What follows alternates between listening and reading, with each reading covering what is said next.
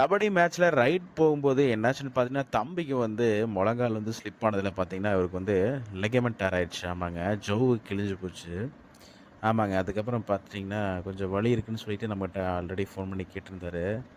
ஓகேன்னு சொல்லிட்டு நாம வர சொன்னோம் தம்பிய. அதுக்கப்புறம் வந்து பார்த்தோம். பார்த்ததுக்கப்புறம் அவருக்கு லிகமெண்ட் தான் நல்லாவே டேர் ஆயிருந்ததுங்க.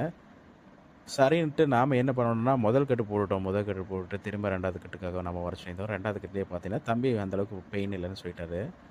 சரின்னு சொல்லிட்டு நாம வந்து சில எக்சர்சைஸ் இதெல்லாம் சொல்லிக் குடுத்துட்டு, திரும்ப 3வது கட்டுக்காக வர சொல்லிட்டோம். நம்மளோட எலும்புமுறிவு வைத்தியசாலையில பார்த்துட்டீங்கன்னா, ஜவ்வு கிழிதலுக்கு நான் 3 கட்டுல நம்ம மிக விரைவில குணப்படுத்திடலாம் மக்களே.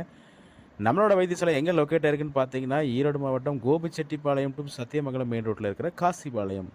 ஆமாங்க. காசிபாளையங்கிற ஊர்ல தான் நம்மளோட வைத்தியசாலை லொக்கேட் ஆயிருக்கு.